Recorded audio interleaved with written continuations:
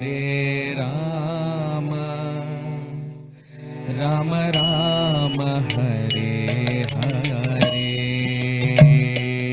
Hare Krishna, Krishna Krishna, Hare Hare, Hare Rama, Rama Rama, Hare Hare, Hare Krishna, Krishna Krishna, Hare Hare, Hare Rama, Rama Rama, Hare Hare, Hare Krishna.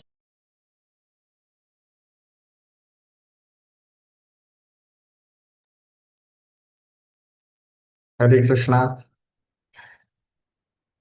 So, very warm welcome to all of you for today's session on the Srimad Bhagavatam. We'll start our session with the prayers. Om Namo Bhagavate Vasudevaya. Om Namo Bhagavate Vasudevaya. Om Namo Bhagavate Vasudevaya. Narayanam Namaskritya Naram Chaiva Narottamam Devim Saraswatim Vyasam Tato Jayamudirayet Nashtaprayeshva Bhatreshu Nityam Bhagavat Sevaya Bhagavati Uttama Shloke Bhaktir Bhavati Nashtiki. So we discussed in our previous session Mother Devahuti.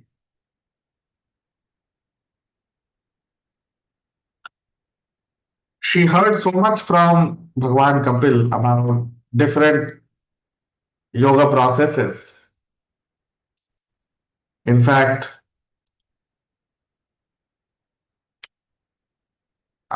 in the last few chapters, we have discussed how Bhagwan Kapil explains about um, varieties of aspects about the creation, and then the process by which devotees attain the Supreme Lord during those times, the process of dhyan, the process of meditation.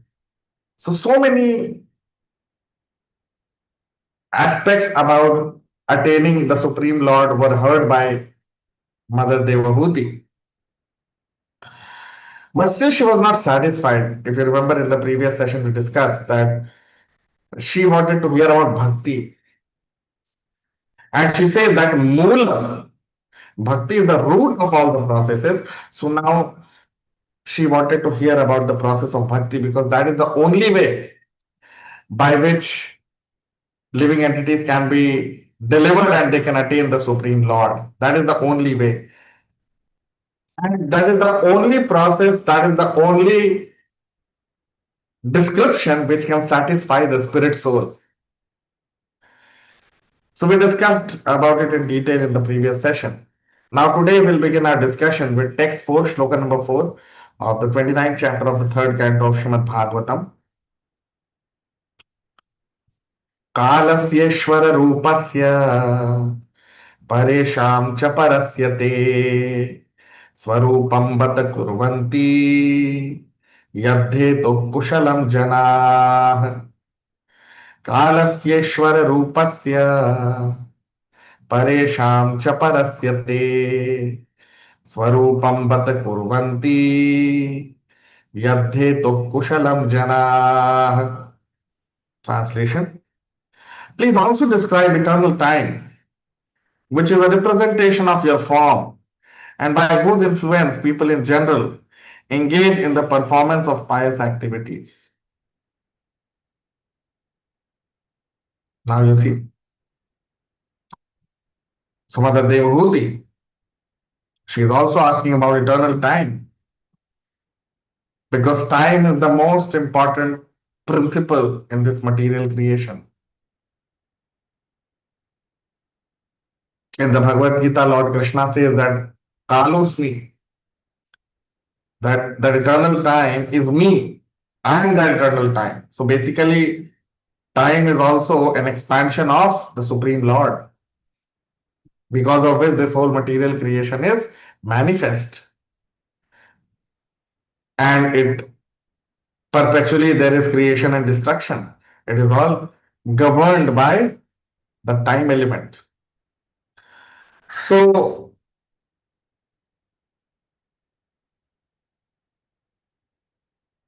that is what Mother Devahuti is asking here. She is saying that Kalasya Ishvara Rupasya. Ishvara Rupasya. Kalasya Ishvara Rupasya. Ishwar means the Supreme Lord, Krishna or Bhagwan Kapil. Rupasya. Rup means the form. Paresham cha parasya cha.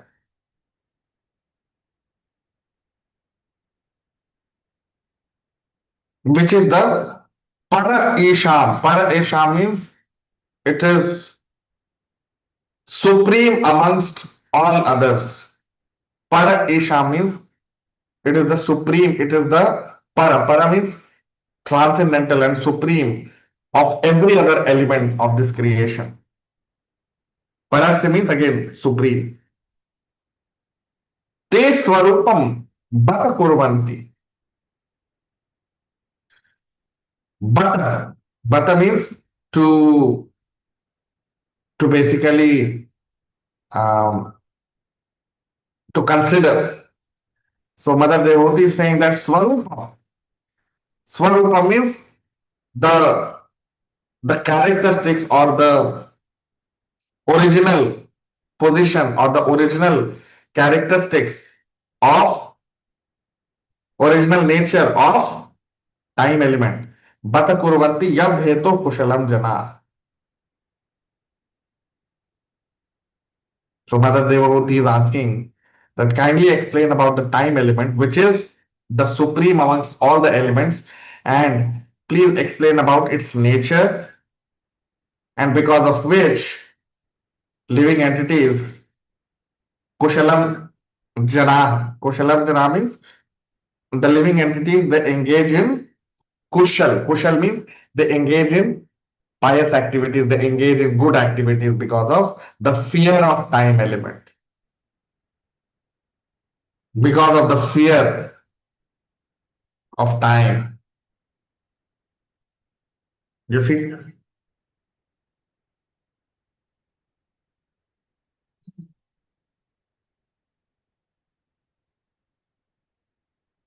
So in the Mahabharata, there is a conversation between Yaksh and Maharaj Yudhishthir. So in that conversation, Yaksh had killed all the brothers of Maharaj Yudhishthir. That means Bhim, Arjun, Nakul and Sahdev were killed by Yaksh. So when Maharaj Yudhishthir arrived on the scene, Yaksh asked Maharaj Yudhishthir. Yaksh means basically they are celestial beings. Although these celestial beings they don't associate with human beings because they are at a very high position. Once you are at a higher position, you don't associate generally with lower beings, isn't it? For example, those people who are living in very posh societies in a city, they would not like to go and associate or go and live in slums, isn't it? Because generally at these places where slums are there, the there's lot if you go there, there will be smell, there will be you will feel it'll look dirty. People don't live in a very um, clean way, hygienic way, isn't it? So people, those who are living in higher strata of societies, they would not like to go and associate with people in slums, isn't it? It's not that it's not that people who are living in higher societies they are hard-hearted. No, Generally, that's what people think like that. But no, it's not like that. The whole thing is that when there are two like-minded people, when they associate, there will be no reaction. But when there are two opposite people, I mean, suppose if the behavior is opposite, then there will be reaction. A person who is living in a sattva guna, if he comes in touch with a person who is living in tamoguna, there will be reaction.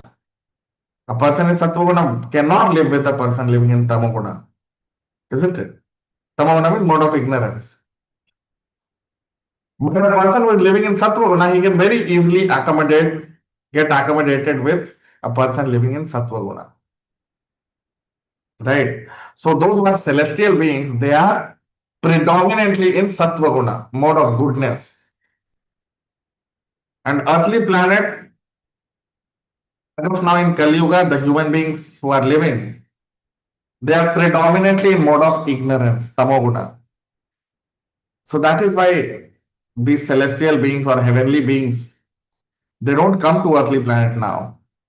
During earlier ages, during Dwapar Yuga, Treta Yuga, Satyug, it was very common for demigods or for devatas, for celestial beings, for divine beings to come to earthly planet and associate with human beings. It was very common.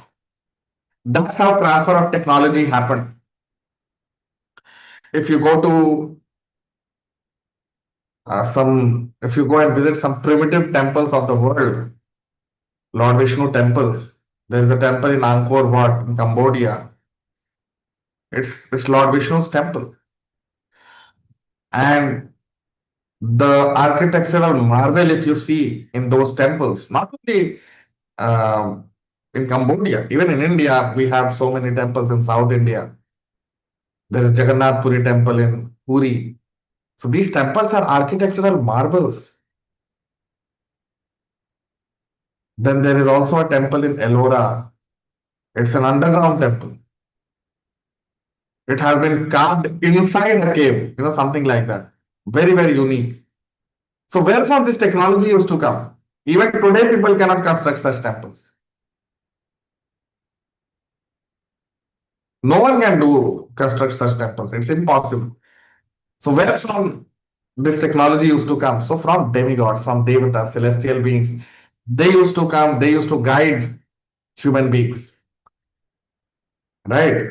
That's how human beings know all these things. So during earlier ages, it was very common for human beings, especially those human beings who live saintly life or those human beings who used to live clean and hygienic and godly life. For them, it was very common to associate with demigods. Even today, if a person lives a life of goodness and he is a devotee of Krishna, even today demigods come to serve him. Because demigods also, devatas also, they want to go back to Krishna. They also, some of the devatas, not all, but amongst devatas and celestial beings also, there are some of them who want to go back to Goloka. And by chance, they have got stuck in higher planetary systems.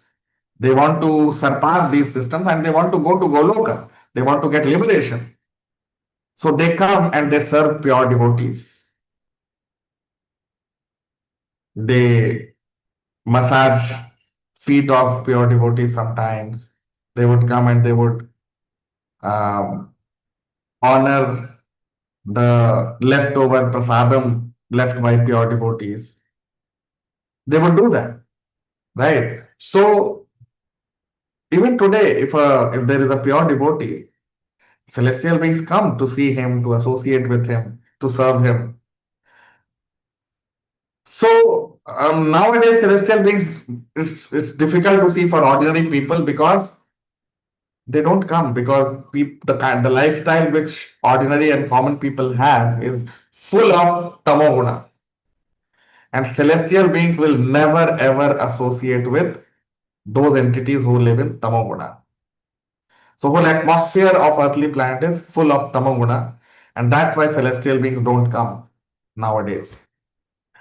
But during earlier times, like this pastime of this Leela, this divine activity of Maharaj Yudhishthir happened in Dwapar Yuga. So during Dwapar Yuga, it was very common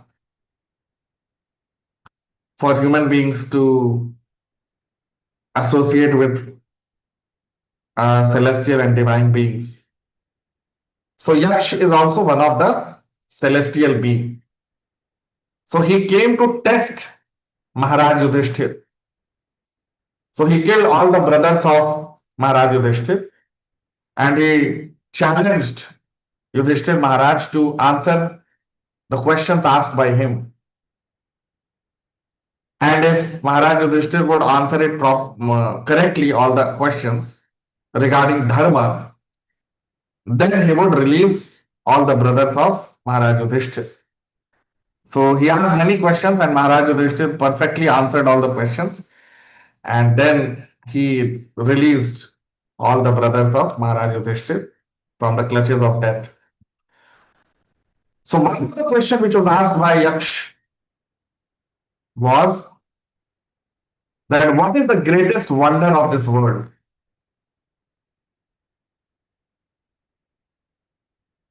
So Yaksh asked that to Maharaj Yudhishthir that what is the greatest wonder of this world?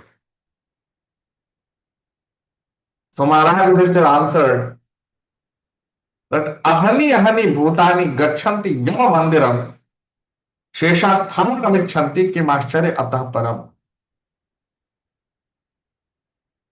So Maharaj Yudhishthir answered that ahani ahani bhutani gachanti yama mandiram. Every moment living entities see people going to Yam Loka or people dying. Yama Mandira means people dying, people getting transferred from this Loka to Yam Loka. That means death. So each and every moment people see someone or other dying. My grandfather died, his father died, his father died, his father died. All my ancestors have died. Normally, that's what everyone can see. That all the ancestors have died. No one is living.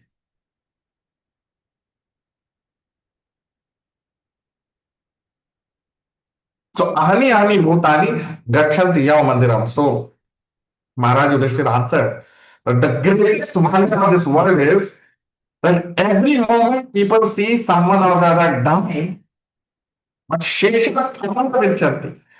But they all want to live happily in this material world. Kim Ashcharya Atah Param. They all want to live comfortably in this material world, thinking that they will never die. Kim Ashcharya Atah Param. What can be greater wonder than this? What can be greater astonishment than this? That every moment we see someone or other dying, but we think that I will never die and we want to live here happily. What can be greater wonder and what can be greater astonishment than this? So Maharaj Yudhishthir said that this is the greatest astonishment, this is the greatest wonder of this world. Right? So that's what Mother Devahuti is saying here. That Kalakseshwar Rupasya Paresham Cha Parasyate Swarup Purvanti Yad Dheto Kushalam Jana. So all the people, they fear the time element. They fear time because they know that if time is the most powerful element and they know that any time death can come. And so those who are in knowledge of this, those who have this understanding that we are ultimately spirit souls and we have to transfer bodies. So such living entities, they engage sometimes in performance of pious activities. They engage sometimes in performance of such activities which will give them good birth in the next life, which will take them to higher planetary systems, right? So those people who have some understanding of the Vedas, but they do not know the higher aspects of the Vedas, they generally perform some pious activities for next birth. But those who know the Vedas, they don't engage in all such activities. Why? Because they only engage in Krishna Katha, they only engage in bhakti, because they know that, because they don't want to take next birth, they want to go back to Krishna, right? So, those who know that actually there are 8,400,000 species of life forms, and if we don't do good deeds in this life, because human life is considered to be the terminus, Prahlad Maharaj says in the Srimad Bhagavatam, in the seventh canto, that Kaumcharit Pragya Dharman Durlabham Manushim Janma. Durlabham Manushim Janma. Human life is the most rare. It's very, very difficult to become a human being.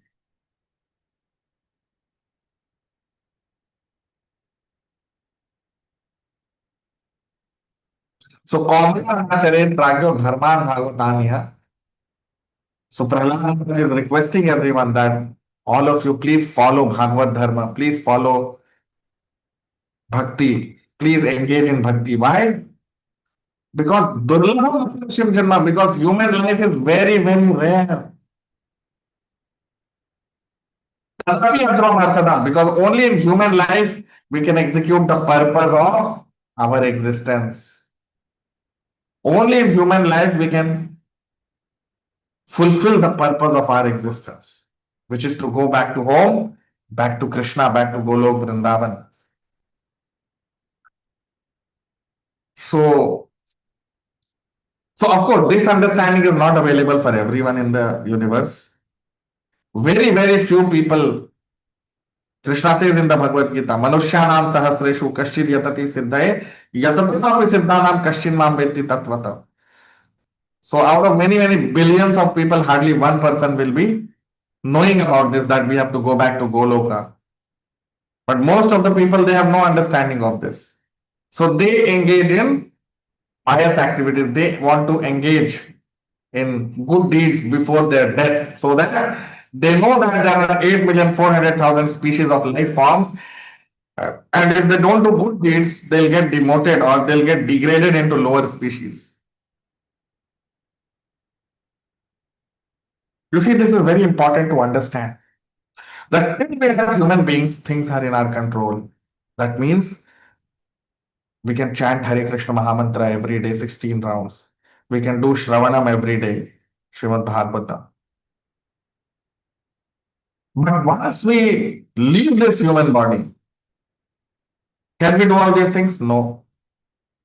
There is no guarantee. Next life will become a human or not, there is no guarantee.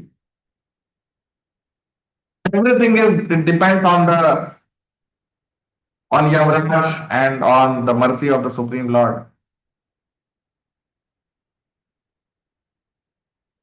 And by mistake, there are so many sinful activities which people perform. By mistake, they don't even know that they have performed some sinful activity. Their reactions will come, isn't it? Knowingly or unknowingly, so many sinful activities a person performs in his life. So how to find solution? Because only till we are alive, only till spirit soul is there in human body, only till we are present in this human body, till then we can work towards the solution to this. Once we leave this human body, after that we cannot do anything. Things go out of our hands, right? So people don't realize that how precarious and how dangerous condition we are in, especially in this age of Kali Yuga. There is no good guidance to people.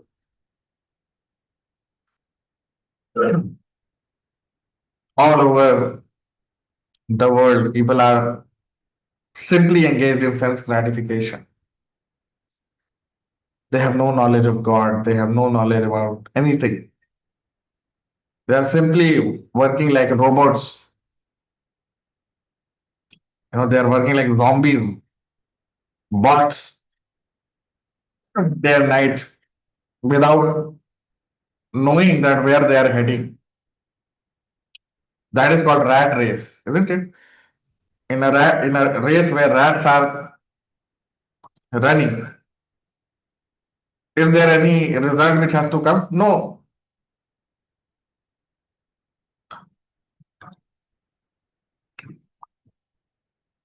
If 1,000 rats are running in a race, will there be any result? No.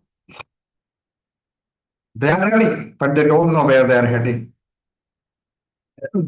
That is why Mother Devahuti, she's asking this question to Bhagwan Kapil. She knows that that's what she's saying, that Kal, time element is so powerful that because of the fear of time element, fear of time element means fear of death. So because of the fear of time element, because of the fear of death, people sometimes engage in some pious activities. So you explain about that also, about time element also.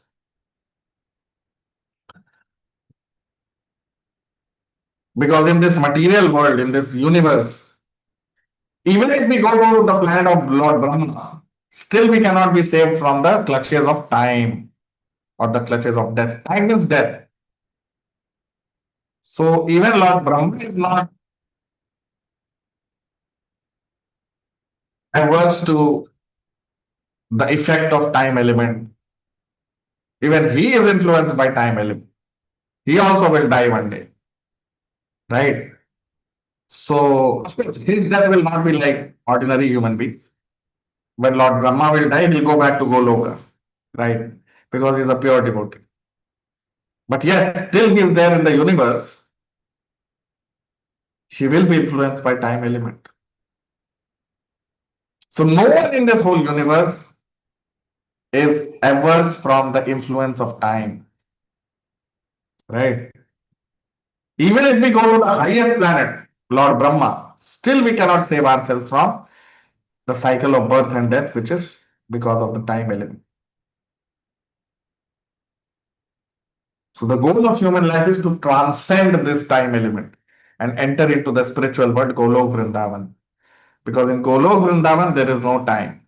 There is no influence of time.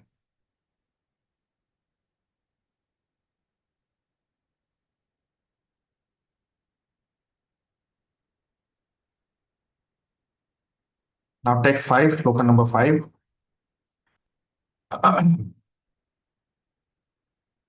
लोकस्य मिथ्याभिमतेरचक्षुषः चिरं चिरं प्रसुप्तस्य तमस्य नाश्रये श्रान्तस्य कर्मस्वनुविद्धया धिया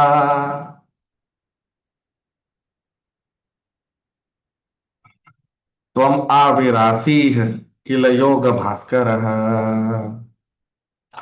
लोकस्य मिथ्याभिमतेरचक्षुषः चिरं प्रसुप्तस्य तमस्य नाश्रये श्रान्तस्य कर्मस्वनुविद्धया धिया त्वम् आविराशीः किल योगभास्करः.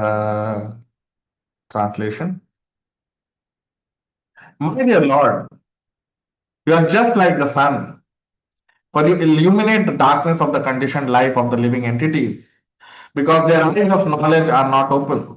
They are sleeping eternally in the darkness without your shelter, and therefore they are falsely engaged by the actions and reactions of their material activities, and they appear to be very fatigued. You see,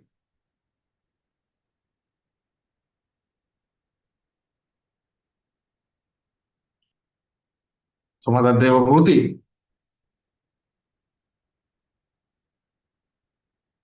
She is talking about so many things in this shloka. She is saying, Lokasya mithya bhimater achakshushash. Although the principal question is one, but many aspects have been covered in this shloka. So what is she saying? That lokasya mithya abhimater achakshushash.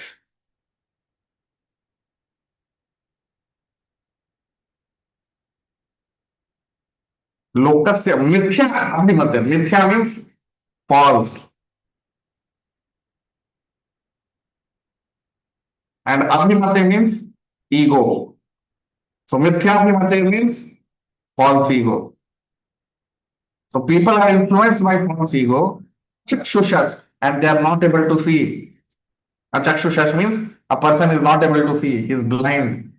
So blind by chiram prasuptasya tamasya nashraye. Chiram prasuptasya.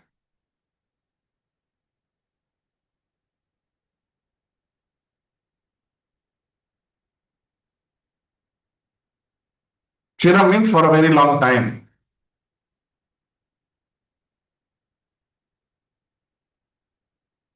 Chiram prasuptasya tamasya nashraye. So for a very long time, those living entities who have been living in tamasi, tamasi means darkness or in tamoguna, and they have not taken your shelter. Because any living entity who takes shelter of Krishna, he will not be in tamoguna, he will not be in ignorance. So Mother Devotee is saying that those living entities who are living in this material world, for a very long time they have been living in tamasi, they are living in darkness. Why? Because ashraya, because they have not taken your shelter. Ashraya means to take shelter. Ashraya means those who have not taken shelter.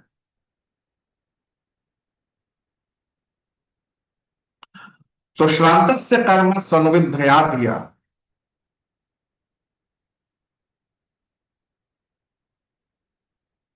And that is why Shrantasya karmasu. Shrantasya means tired, very fatigued, fatigue, frustrated. So people are frustrated because of their false ego. Because of their false ego, they are not conscious of Krishna. That's what Mother Devotee is saying. You see, lokasya mithya abhimate. That means people are influenced by false ego and akshushas, and that's why they are blind. They are sleeping in darkness for a very long time without taking shelter of Krishna.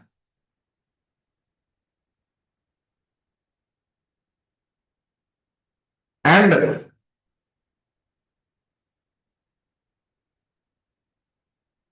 again, Shantasya karmas means, and they are engaged in material activities. They are engaging their intelligence in sense gratification. Why? Because they don't know about Krishna. Those who don't know that they are part and parcel of Krishna, those who don't know that what is the purpose of human life, what they will do. That's what they will do. Shrantasya karmasu. That means they will engage in unnecessary.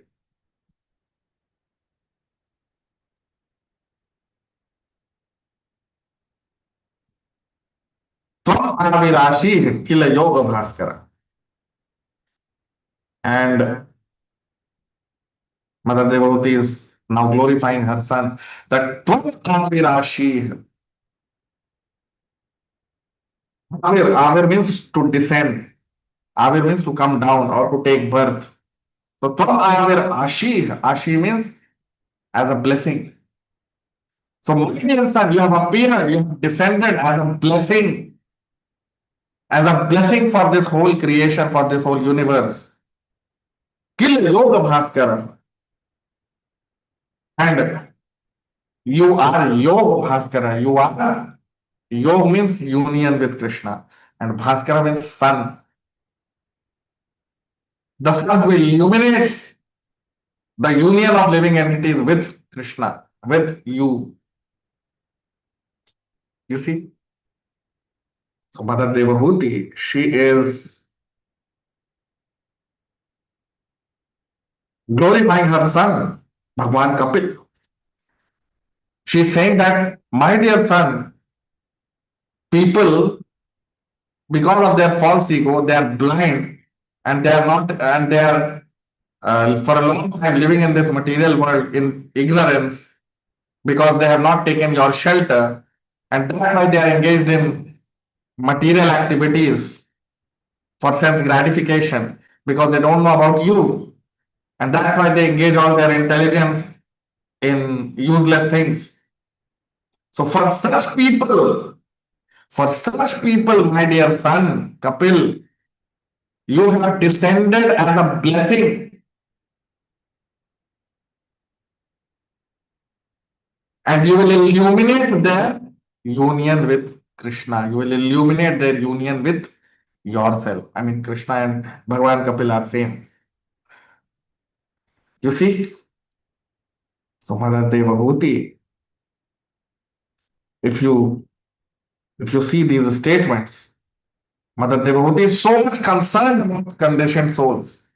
And this is one of the quality of a Vaishnava. Vaishnava or a pure devotee means para dukkha dukhi. For himself, he knows that he is going back to Krishna in this life, after this life. But he is not satisfied by simply his liberation. No. That's why they are called para dukkha dukhi. They are not only satisfied with their liberation, but they want to liberate others also. They want to help others also go back to Krishna. Because he knows that they are all part and parcel of Krishna. So they are all my brothers and sisters.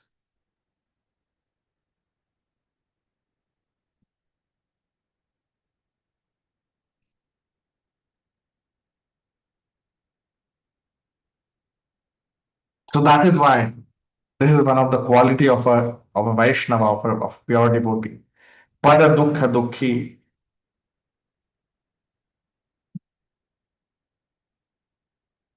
Para dukkha dukhi. When he sees others unhappy, he also becomes unhappy. That is a symptom of a Vaishnava.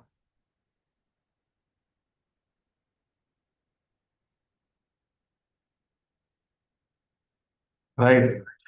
And that is why you see most important word in the shloka. Most important word. What is that? Il yoga bhaskaraha tvam avirasi. The last statement you see, the last sentence. Yoga bhaskara. So she's saying that for such people, Mother Devahuti, she is saying that, my dear son, for all of these conditioned souls, you have appeared as Yoga Bhaskar. Bhaskar means sun. When you are in darkness, you require sun to illuminate the sky, isn't it? If there is no sun, there is always darkness. So because of the sun, our path is illuminated. Similarly, Bhagwan Kapil is that sun who will illuminate our path of bhakti towards Krishna, towards our original destination, which is Golok Vrindavan. And Bhagwan Kapil is Yoga Bhaskara. He is the person who will illuminate all this. He'll be illuminating the path to Krishna for all living entities. That is the sum and substance of, that is what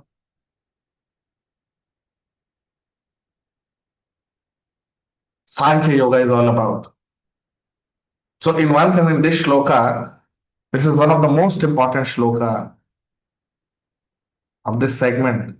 And in this, Mother Devahuti has summarized everything in one sense. Right? So, because she is very compassionate towards all living entities, she is asking Bhagwan Kapil to explain all these things. So that's what we are seeing here. Those who are new to the channel can subscribe. All of you can like, comment, share. We'll stop here. We'll continue our discussion in the next session. Thank you very much. Hare Krishna.